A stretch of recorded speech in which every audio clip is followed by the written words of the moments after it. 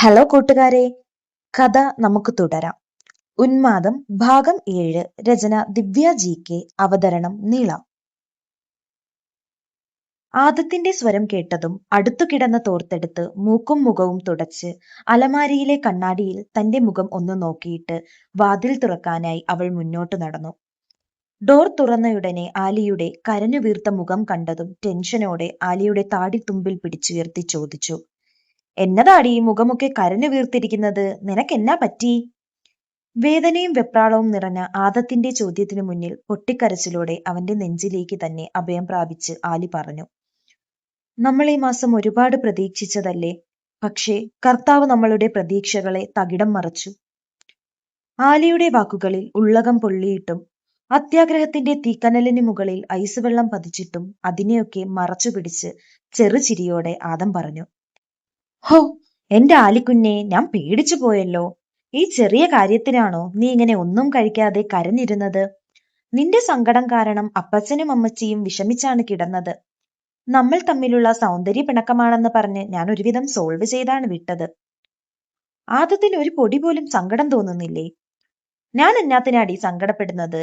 എനിക്ക് നിന്നെ മാത്രം മതി. പിന്നെ കുഞ്ഞിനെ വേണമെന്ന് വിചാരിക്കുന്നത് നിനക്ക് വേണ്ടിയാണ്. അപ്പോൾ ആദത്തിന് കുഞ്ഞിനെ വേണ്ടേ? കരഞ്ഞു വീർത്ത കണ്ണു കുറിപ്പിച്ച് ചോദിക്കുന്നവളോട് ചിരിയോടെ ആദം പറഞ്ഞു. സംസാരത്തിനിടയിൽ രണ്ടുപേരും കട്ടിലിൽ ഇരുന്നിരുന്നു. നീ അങ്ങനെയൊക്കെ ചോദിക്കുകയാണെങ്കിൽ കിട്ടിയാൽ കൊള്ളാം, അല്ലാതെ എനിക്കത്ര വലിയ നിർബന്ധമൊന്നുമില്ല. ഒരു കുഞ്ഞായി കഴിഞ്ഞാൽ നമ്മുടെ സ്വാതന്ത്ര്യമെല്ലാം പോകില്ലേ? എനിക്ക് നിന്നെ ഇങ്ങനെ സ്നേഹിച്ചിരിക്കണം.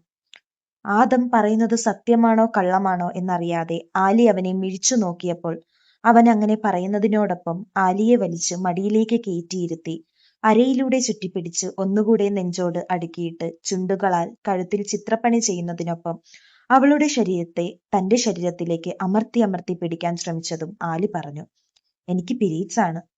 ചിത്രപ്പണികൾക്കിടയിലും ആദം ചോദിച്ചു, അതിന്? ആദത്തിന്റെ ആ ചോദ്യം കേട്ടതിന് ശേഷം ആലി ഒന്നും പറയാതവനെ കൂടുതൽ ചേർത്ത് പിടിക്കുന്നതിനൊപ്പം രണ്ടുപേർക്കും ഒരുപോലെ ഇഷ്ടമുള്ള ഉന്മാദ കേളികൾക്കായുള്ള യാത്ര ആരംഭിച്ചു. പെയ്തു തോർന്ന കുളിർമഴയിൽ രണ്ടുപേരും തളർന്നു വെറും തറയിൽ മുകളിലേക്ക് നോക്കിക്കിടന്നപ്പോൾ ആദം സ്നേഹത്തോടെ പറഞ്ഞു, എഴുന്നേറ്റ് ഫ്രഷായിട്ട് കട്ടിലിൽ കീറി കിടക്ക്. എനിക്ക് വയ്യാദം, ഞാനൊരു 5 മിനിറ്റ് കൂടി കിടക്കട്ടെ. അത് കേട്ടതും അവളുടെ നെറ്റിയിലൊന്ന് മുകർന്നിട്ട് ആദം പറഞ്ഞു, ഇത്തിരി നേരം കൂടി കിടന്നോ? തറയിൽ ഇങ്ങനെ ഒരുപാട് സമയം കിടന്നാൽ നടുവേദന എടുക്കും.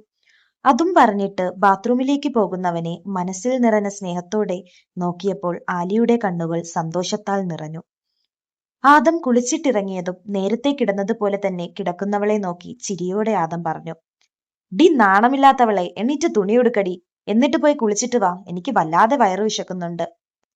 തറയിൽ നിന്നും എഴുന്നേൽക്കുന്നതിനിടയിൽ ആലി ചോദിച്ചു, എന്റെ നാണം നീ കൊണ്ടുപോയില്ലേടാ, അപ്പോൾ തുണിയുടെ ഒന്നും ആവശ്യമില്ല. ഞാൻ കുളിച്ചിട്ട് വന്ന് നിനക്ക് ഭക്ഷണം തരാം, പക്ഷേ എന്നെ കഴിക്കാൻ നിർബന്ധിക്കരുത്. അവസാനം പറഞ്ഞത് കേട്ടതും ആദത്തിന് ചെറുതായി കലി കയറി. ആ ദേഷ്യത്തോടെ തന്നെ അവൻ പറഞ്ഞു, ആഹാരം കഴിക്കാതിരുന്ന് വായു കയറിയിട്ട് നാളെ രാവിലെ എണ്ണിക്കാൻ വയ്യാതെയാകും. നീ പോയി കുളിച്ചിട്ട് വാ, ബാക്കിയൊക്കെ പിന്നെ നോക്കാം. അവനെ ദേഷ്യം പിടിപ്പിക്കാതെ അവൾ ബാത്റൂമിലേക്ക് പോയതും ആദം കിച്ചണിലേക്ക് നടന്നു. ഫ്രിഡ്ജിലിരുന്ന ചിക്കൻ കറി കുറച്ചെടുത്ത് ചെറുതീയിൽ ഗ്യാസിൽ ചൂടാക്കാൻ വെച്ചിട്ട് റെഡിമെയ്ഡ് ചപ്പാത്തി എടുത്ത് അവന് 4ഉം അവൾക്ക് 2ഉം ചുട്ടെടുത്തു. പതിവ് പോലെ രാത്രി കുടിക്കുന്ന പാലും ചൂടാക്കി അവൾക്ക് ഹോർലിക്സും അവന് ബൂസ്റ്റും ഇട്ട് കലക്കിയെടുത്തു. അപ്പോഴേക്കും പുറകിൽ നിന്നും നനവോടെയുള്ള കൈ അവനെ ചേർത്ത് പിടിച്ച് അവന്റെ പുറത്ത് മുഖം ചേർത്ത് കെട്ടിപ്പിടിച്ചു നിന്നപ്പോൾ ആദം പറഞ്ഞു, ഇതുപോലെ ഒരു റൗണ്ടും കൂടി വേണമെങ്കിൽ നമുക്ക് ഭക്ഷണം കഴിച്ചിട്ടൊന്ന് റെഡിയാക്കാം.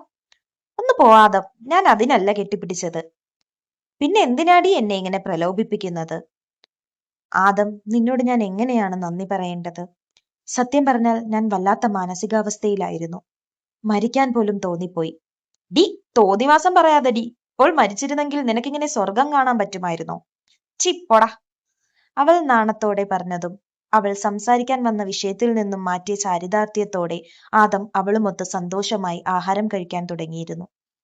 ഏത് വേദനയിലും ചേർത്തു പിടിക്കാൻ ഭർത്താവിന്റെ കൈകൾ ഇതുപോലെ കൂടെയുണ്ടെങ്കിൽ എത്ര വലിയ തളർച്ചയും അതിജീവിക്കാമെന്ന് ആലിയുടെ മനസ്സ് പറഞ്ഞു. ബീന വീട് മുഴുവൻ വൃത്തിയാക്കുന്ന ജോലിയിലായിരുന്നു. അടുക്കള ജോലിയും കുഞ്ഞുങ്ങളുടെ പുറകിലോടലും വീടൊതുക്കലും എല്ലാം കൂടി അവൾ വാടി തളർന്നിരുന്നു. ഉമ്മച്ചി കുറച്ചൊക്കെ സഹായിച്ചു കൊടുത്തിട്ട് മുട്ടുവേദന എന്ന് പറഞ്ഞു പോയി കിടന്നു. ഉമ്മിച്ചാമ്മ കുറ്റം പറയാനല്ലാതെ യാതൊരുവിധ സഹായങ്ങളും ചെയ്തു കൊടുക്കുകയുമില്ല. 2 ദിവസം കഴിഞ്ഞാൽ ഉമ്മിച്ചാമ്മയുടെ 70-ാം പിറന്നാളാണ്. നാളെ മുതൽ അബിയുടെ സഹോദരങ്ങളും അവരുടെ കുടുംബവും മറ്റുള്ള ബന്ധുക്കാരും എല്ലാവരും വന്നു തുടങ്ങും.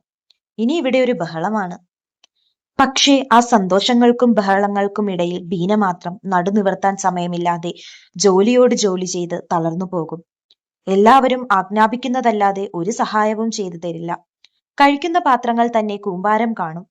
മകളും മൂത്ത മരുമകളും വന്നു കഴിഞ്ഞാൽ പിന്നെ ഉമ്മച്ചിയുടെ സഹായവും പ്രതീക്ഷിക്കേണ്ട. ആകപ്പാടെ ആ ദിവസങ്ങളിൽ ജീവിതം വെറുത്തുപോകും. അതെല്ലാം ഓർത്തുകൊണ്ട് അവൾ പുറത്തെ ബാത്റൂം തേച്ചു കഴുകാൻ തുടങ്ങി.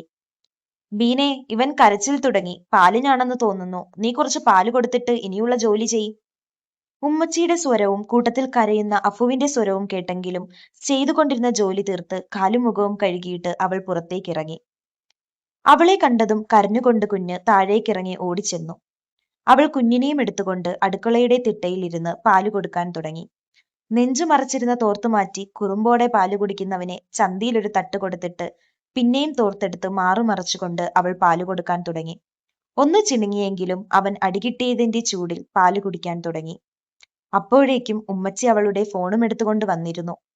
ഇത് കുറച്ചു സമയമായി അവിടെ കിടന്ന് അടിക്കുന്നു. അതും പറഞ്ഞ് ഫോൺ കൊടുത്തിട്ട് അവർ അകത്തേക്ക് കയറിപ്പോയി. അവൾ കോൾ എടുക്കുന്നതിന് മുന്നേ തന്നെ അത് കട്ടായി. തിരിച്ചു വിളിക്കാൻ തുടങ്ങുന്നതിന് മുന്നേ തന്നെ പിന്നെയും കോൾ വന്നു.